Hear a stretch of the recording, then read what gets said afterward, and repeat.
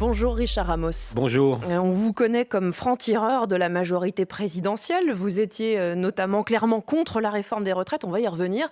Vous êtes aussi très impliqué sur les questions agroalimentaires. Le panier France Info se stabilise pour le deuxième mois consécutif. Seulement 2 centimes de hausse sur 37 produits du quotidien. Le plus dur est passé ou bien c'est une parenthèse ? C'est une parenthèse. Ça veut dire qu'on voit bien qu'aujourd'hui, on est très interdépendants. On voit bien que sur le riz, par exemple, dans les mois qui viennent, les études montrent que peut-être c'est un produit de base qui pourrait augmenter. Et donc, on est en stabilisation. Mais il va falloir faire très attention parce que ceux qui nous écoutent et qui ont le moins d'argent en France, aujourd'hui, à quelques euros près, n'arrivent plus à faire leurs courses. Ça veut dire que ça, aujourd'hui, on a une stabilisation. Mais c'est que momentané, donc il faut faire très très attention. Je pense que le coût de l'alimentation coûtera plus cher en France. Vous aviez voté la proposition de la NUP au printemps dernier sur le blocage des prix des produits de première nécessité. Vous continuez de réclamer cette mesure-là ? Oui, moi, vous savez, je me fiche de savoir droite-gauche. J'ai été avec la NUPES, j'ai mené des combats avec François Ruffin. Je pense qu'il faut faire quelque chose pour les plus humbles en France. Parce qu'il ne faut pas l'oublier, quand on achète des produits bas de gamme, c'est les pauvres qui trinquent. La courbe de l'obésité suit la courbe de la pauvreté. Et quand on a vu ceux qui sont morts sur la Covid, c'est les plus pauvres, les plus fragiles. Et donc moi, je suis pour qu'on donne aux plus pauvres les moyens de manger correctement. Et ça aura un coût et il faut qu'on l'assume. Et sur quel produit, par exemple, quel produit vous voulez bloquer, dont vous voulez bloquer le prix ? Il faut les produits de première nécessité, c'est-à-dire le pain, c'est-à-dire les pâtes, c'est-à-dire le riz, c'est-à-dire le jambon, le jambon blanc quand on a des gosses, c'est-à-dire tous les produits de première nécessité. Je pense qu'il faut inventer, comme à l'après-guerre, une sécurité sociale de l'alimentation. C'est-à-dire il faut protéger les pauvres. Parce que qu'est-ce qui se passe ?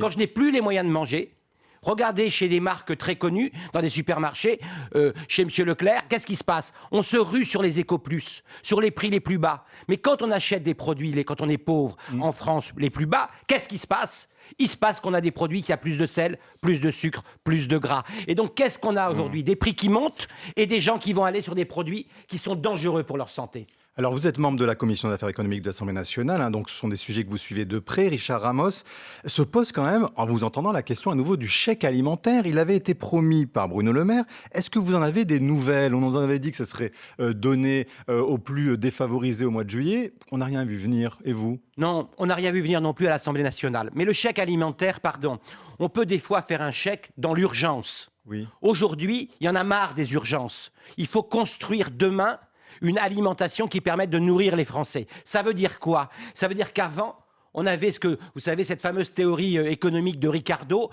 Toi, tel pays, tu vas fabriquer ça. Toi, tel autre, tu vas fabriquer ça. Et comme ça, on produit en masse et on a des coûts qui sont plus faibles.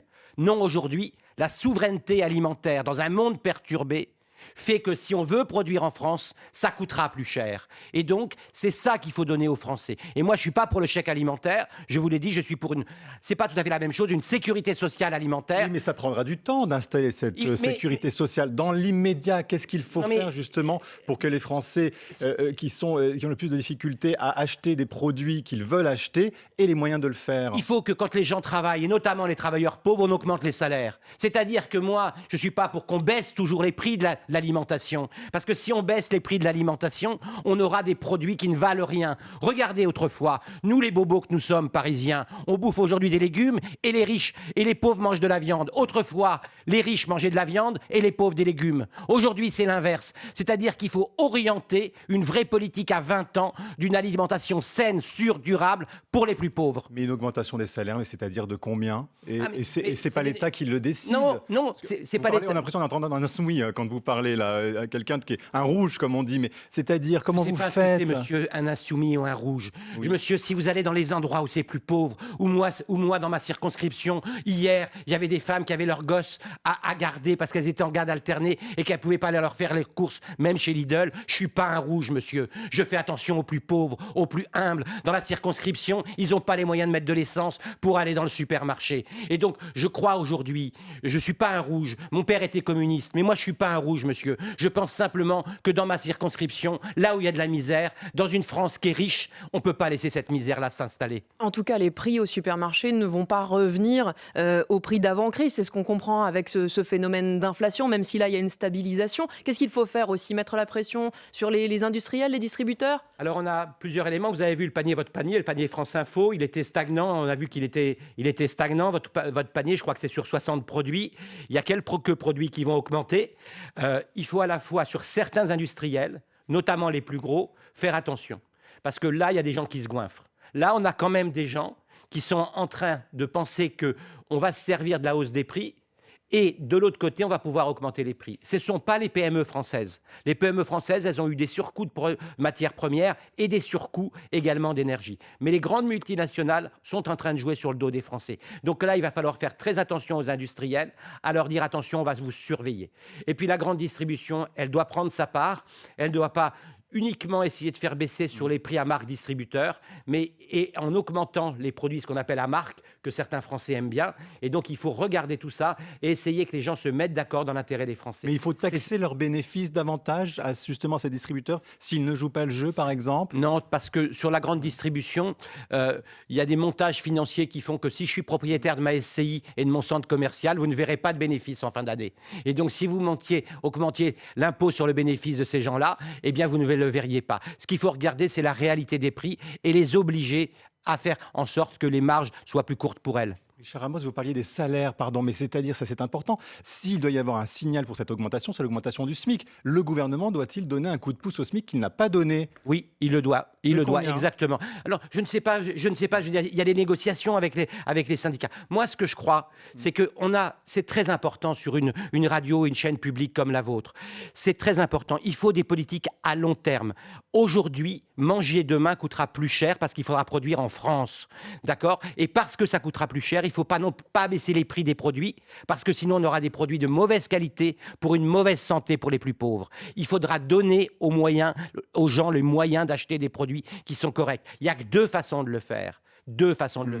Augmenter les salaires et pour des gens qui sont sur le bord de la route, pas comme on l'entend les assister, mais des gens qui ont eu des problèmes de travail, des problèmes de santé, qui ne peuvent pas travailler, qu'on doit quand même assister. Il faut une sécurité alimentaire. Il faut un Grenelle des salaires aussi ou pas? Est-ce qu'il faut un Grenelle des salaires? Est-ce que le gouvernement doit réunir le patronat, les syndicats pour faire en sorte que les entreprises augmentent les salaires? C'est ça la solution? Bien évidemment, vous avez vu que le MoDem, mon président Jean-Paul Mattei, c'est ce qu'il réclame à Bruno Le Maire. Pour l'instant, il ne l'a pas fait. Eh bien, il faudra qu'on le fasse. Il faut s'occuper des salaires. Je veux dire, aujourd'hui, quand vous entendez les gens, moi, en tout cas en circonscription, j'ai pris le temps pendant les vacances d'arpenter. Je suis allé dimanche dernier faire un concours de pétanque. Il y avait 150 joueurs. On a joué ensemble. Donc, ça dure 1 heure, une partie de pétanque en petite compétition. On a le temps de discuter avec les gens. En fait, ce qu'ils veulent, eux, les Français, c'est avoir les moyens de manger, pouvoir se chauffer et pouvoir avoir un petit reste à vivre pour faire leurs loisirs, par leur travail. Et il ne faut pas qu'on oppose les Français, parce que c'est ça qui va arriver, entre des gens qui vont pouvoir travailler et se nourrir et ceux qui ne pourront pas se nourrir. Richard Ramos, vous étiez aussi opposé à la réforme des retraites, on l'a rappelé tout à l'heure, une réforme, je vous cite, préparée par des technocrates qui ne comprennent rien aux Français. Vous continuez de penser désormais que c'est une mauvaise réforme ? Ah oui, mais moi je trouve que c'est une mauvaise réforme. Je veux dire, on aurait dû rester sur la réforme à point. Des gens, vous voyez, je parlais de la pétanque, je jouais dans un petit concours de pétanque dans un village, et un gars qui vient me voir et il me dit: monsieur le député, moi j'ai fait 15 ans aujourd'hui comme déménageur, ça fait 10 ans aujourd'hui que je livre des meubles en kit pour un grand magasin, mais comme je suis livreur, je ne suis pas dans la pénibilité, alors que c'est moi qui porte au 4e étage les meubles. Eh bien, aujourd'hui, je suis cassé, je ne peux pas faire ces 2 ans de plus. Et donc, il faut faire très attention sur les seniors et sur les femmes, je le dis. Il faudra qu'on change cette loi et la prochaine présidentielle devra faire en sorte qu'on rétablisse celui ou celle qui a travaillé pendant 35 ans et qui s'est levé tous les matins. On a enlevé 1 an de chômage, on a rajouté 2 ans de travail. Elle ne se retrouve pas ou il ne se retrouve pas au RSA. Je pense que, moi, vous savez, je suis fils de travailleurs ouvriers. Pourquoi ça se passait bien dans les cités autrefois? Parce que nous avions la fierté de la classe ouvrière. Mon père était fier de se lever le matin en 3-8 pour que moi, mes frères et ma sœur, par l'école, on puisse accéder à certains postes. Et donc, c'est ça qu'il faut faire, aider par le travail, mais il faut le faire réellement. Vous restez avec nous, Richard Ramos, député MoDem du Loiret. On vous retrouve dans un instant après le Fil Info à 8h42 avec Elia Bergel. C'est terrible qu'ils soient morts, mais ils se sont mis en danger eux-mêmes, estime sur France Info Émile Roger Lomberti, maire Les Républicains de Limoges. Après la mort de 2 jeunes à scooter suite à un refus d'obtempérer, ils ont percuté un véhicule ce week-end après avoir pris la fuite à la vue d'une voiture de la BAC qui a renoncé à la course-poursuite en raison de la vitesse du 2 roues, selon le parquet. L'ultimatum des pays d'Afrique de l'Ouest est arrivé à sa fin à minuit. Au Niger, la junte n'a pas rétabli le président Bazoum mais ferme son espace aérien face à la menace d'une intervention de ses voisins. Un premier concert pour l'homme pâle hier soir alors que le rappeur est sous le coup d'une enquête pour viol. L'artiste qui conteste cette accusation s'est produit à Cannes au festival des plages électroniques. Un dernier match pour la première journée de Ligue 2 de foot ce soir. Pau accueille Bordeaux à 20h45. Les Bordelais qui sont passés tout proches de la montée en Ligue 1 l'an dernier. France Info. Le 8-30 France Info, Benjamin Sportouche, Agathe Maheuet. On est toujours avec Richard Ramos, député MoDem du Loiret. Richard Ramos, après 40 jours de grève, le journal du dimanche a de nouveau paru hier avec à sa tête Geoffroy Lejeune, un nouveau directeur de la rédaction classé à l'extrême droite, avec dans ses pages une interview d'un membre du gouvernement, en l'occurrence la secrétaire d'État à la ville, Sabrina Agresti-Roubache. Une initiative qui a été vivement critiquée par la gauche, qui y voit une banalisation de l'extrême droite par la Macronie. C'était une bonne idée de la part de la ministre d'accepter cette interview ? C'était sa liberté en tout cas. Vous l'auriez fait ? Comment ? Je pense que je l'aurais fait. Mais je l'aurais fait avec la même liberté que je pourrais dialoguer avec vous. Quand les questions sont d'extrême droite, vous avez des chaînes concurrentes comme CNews. J'y suis déjà allé. Quand la question est d'extrême droite, je lui dis « Mais monsieur, votre question est d'extrême droite ». C'est-à-dire que moi, il faut faire attention, il faut faire le débat. Je pense qu'elle voulait ne pas être la censeur de la presse, même si, effectivement, la loi est mal faite. Parce qu'on aurait dû empêcher dans la loi le rachat du journal du dimanche. On aurait dû l'empêcher. Mais comment ? Eh bien, vous avez une possibilité contre le trust de ne pas pouvoir avoir beaucoup de journaux. Simplement, là, comme c'est un hebdomadaire, la loi permet de le faire, alors que si ça avait été un quotidien, le patron n'aurait pas pu le racheter. Et c'est-à-dire que vous voulez aussi supprimer les aides publiques, par exemple, à des non, quotidiens, pas du tout. à des hebdos comme celui-là ? Je ne dis pas ça. Je ne dis pas les aides publiques. Je dis simplement qu'on ne peut pas avoir des monopoles médiatiques dans les mains d'industriels et de riches comme M. Lagardère. Et donc là, si on regarde la loi à la loupe, si M. Lagardère n'aurait pas pu racheter un quotidien, mais on parle bien de quotidien et pas d'hebdomadaire. Je pense qu'il faudra changer la loi pour qu'aujourd'hui les médias ne soient pas aux mains, je dirais, de ces puissances-là. Et c'est pour ça, et je le dis, et c'est pas parce que je suis sur cette antenne-là, on a besoin de chaînes d'information publique libres. On a besoin de journaux libres. C'est la démocratie qui nous le permet. Sinon, il ne faut pas rêver. Quand sur certaines chaînes, Michel-Édouard Leclerc, on ne sait pas s'il n'est pas lui l'animateur parce qu'il y est tous les matins, c'est parce qu'il déverse des tonnes de publicité.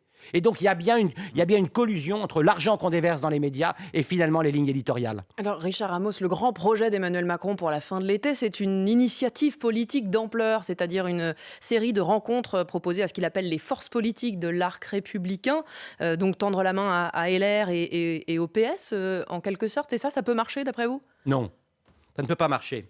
Ça ne peut pas marcher parce que tout ça, c'est de la combine politique. Il faut s'appuyer sur du fond. Moi, vous avez vu, il m'est arrivé au Parlement, vous disiez tout à l'heure, en blaguant, le rouge, mais moi, j'ai fait des lois avec 100% de votants dans cette année-là. Quand j'ai fait la libre circulation des animaux sauvages, on enlève tous les grillages, j'ai eu à la fois la France Insoumise avec moi et à la fois la droite avec moi. Moi, je pense que c'est sur des projets, c'est pas sur des rencontres politiques. Et puis, je le dis au président de la République ce matin, vous savez que je mène un combat contre les nitrites dans la charcuterie en France, des milliers de morts. Ça fait 5 ans que je mène ce combat-là. Tout le monde a reconnu le combat que je mène. J'ai écrit au président de la République sans réponse. Et une réponse de son directeur de cabinet. Même pas les députés peuvent voir le président de la République. Alors, toutes ces grandes choses, je suis un peu sceptique. Vous allez vous-même organiser des débats ruraux cet automne, n'est-ce pas ? Vous avez l'intention là de convier différents politiques, tous les bords ? Oui, je vais mener dans la ruralité, dans les petits bistrots dans la ruralité, les agoramos, c'est-à-dire des rencontres avec des gens dans la ruralité. Natacha Polony m'a dit qu'elle viendrait, François Ruffin m'a dit qu'il viendrait, et donc vous voyez que c'est bien des gens de tous les bords. Mais aussi le Rassemblement national ou pas ? Parce que le président de la République, dans son interview, il parle de l'arc républicain, il semble exclure et la NUPES d'un côté et le Rassemblement national de l'autre. Et vous, dans ce que vous allez organiser localement ? J'aurais pas de Front National, j'arrive pas à dire Rassemblement national dans mes débats. Voilà. Moi, je combats le Front National durement durement dans les débats. Je les respecte. Tout à l'heure, vous dans venez de nous l'hémicycle. dire qu'il fallait laisser la place aussi à toutes les idées, l'expression de toutes les idées dans la presse notamment. Mais vous avez raison. Mais pardon, quand c'est moi qui invite, j'ai le droit d'inviter qui je veux. Quand vous allez vous invitez des gens à table, discuter avec vous, vous allez inviter les gens que vous avez envie. Là, les agoramos, c'est à mon initiative. Je considère que la gauche, même la gauche dure, n'est pas la même chose que le Front National. Mais vous Je regrettez pense que le président, lui, n'invite pas tout le monde à la fin de l'été? Oui, moi je pense qu'il faut inviter tout le monde. Parce que si c'est dans sa fonction, les élus du Front National sont dans la République. Moi, si demain, il y a un amendement du Front National auquel je pense qu'il est dans l'intérêt du peuple français, je le voterai. Et Richard Ramos, vous êtes très social, vous avez évidemment une fibre très sociale que vous exprimez ce matin, mais vous êtes en même temps un fervent partisan de Gérald Darmanin. Est-ce que vous auriez aimé qu'il soit nommé à Matignon à la place d'Elisabeth Borne? Oui, bien sûr. Je l'ai dit, j'aurais voulu que Gérald Darmanin soit à Matignon à la place d'Elisabeth Borne. Pourquoi? Parce qu'il y a chez Gérald Darmanin une énergie et c'est un fils du peuple. Sa mère, comme la mienne, elle faisait des ménages. Et moi, Elisabeth Borne ne comprend pas les Français. Comment? Elisabeth Borne ne comprend pas les Je ne Français. dis pas qu'Elisabeth Borne ne comprend pas les Français. Elisabeth Borne, pour moi, est plus une technocrate que Gérald Darmanin qui a cette fibre sociale du peuple. Alors, certains ne comprennent pas pourquoi j'apprécie Gérald Darmanin. C'est l'un des seuls ministres, quand on lui écrit, qui nous répond rapidement. L'un des seuls, vous pourrez demander aux députés. Et c'est quelqu'un qui, par son parcours personnel, Gérald Darmanin, peut incarner les couches populaires. Et Gérald Darmanin est très attaché à la loi sur l'immigration qui doit être discutée dans les prochains mois. Elle est toujours en préparation. Et dans cette interview au Figaro dont on parlait, Emmanuel Macron défend une vision ouverte de la France, un pays d'immigration et qui continuera de l'être. Il plaide pour une politique de peuplement, c'est-à-dire une répartition des nouveaux arrivants dans les territoires ruraux que vous connaissez bien puisque vous êtes dans le Loiret. Vous êtes sur la même ligne qu'Emmanuel Macron sur cette question de l'immigration? Oui, alors moi, vous savez, j'accompagne et je parraine une vingtaine de Marocains et Marocaines par an. Quand je dis je parraine, ça veut dire que je suis caution du loyer en France. Et je vais aller avec le consulat pour pouvoir les faire venir. Il faut un équilibre des choses. Moi, je suis pour que nos étudiants étrangers, nos étrangers qui veulent venir travailler en France, on leur facilite la vie. Aujourd'hui, contrairement à ce qu'on raconte, c'est le calvaire pour obtenir légalement des documents administratifs. Il vaut presque mieux venir clandestinement en France. Donc moi, je suis pour un équilibre. C'est-à-dire, oui, la France, c'est une chance. L'immigration est une chance pour la France. Surtout... J'imagine que ce n'est pas ce que vos concitoyens vous disent sur les marchés. Vous leur dites quoi quand ils vous disent le contraire? C'est vrai, mais c'est très compliqué cette affaire-là. C'est très compliqué parce que quand vous commencez à leur dire... Mais à Vitry-aux-Loges, qui est-ce qui tient l'épicerie sur laquelle c'est ouvert le dimanche? C'est bien. À Failly-aux-Loges, qui est-ce qui tient? Ah, un Algérien, là, un Marocain. Donc arrête de me dire que l'immigration, c'est des gens qui viennent profiter. Et donc quand on commence à faire le débat, on arrive à dialoguer avec les Français. Alors, c'est vrai que c'est compliqué. Moi, je me mets de temps en temps en déséquilibre sur ce sujet-là. Mais quand on va sur le fond, eh bien, je pense qu'on peut convaincre les Français. Juste, pardon, sur l'augmentation des salaires, très rapidement, vous disiez qu'il faut les augmenter, mais là, je vois des chefs d'entreprise qui disent « mais moi, je n'ai pas les moyens d'augmenter les salaires, on ne peut pas me forcer la main, je n'ai pas les moyens de le faire, sinon mon entreprise, elle coule. » Alors, vous avez raison, c'est ça qui est très compliqué, les petits artisans. Mais là, aujourd'hui, vous aurez quelques tweets ou quelque chose comme ça, mais aujourd'hui, dans la circonscription, c'est pas d'augmenter un peu les salaires, la difficulté des entrepreneurs, c'est de trouver des salariés. C'est-à-dire qu'aujourd'hui, on a un problème de trouver des salariés formés. Et aujourd'hui, nos maçons, nos artisans, nos boulangers, c'est pas d'augmenter qui est le problème. C'est pour ça qu'il ne faut pas tirer les prix vers le bas. Il faut qu'on tire la société vers le haut. Et ça, c'est très important. Richard Ramos, député MoDem du Loiret, merci beaucoup d'avoir accepté l'invitation de France Info ce matin.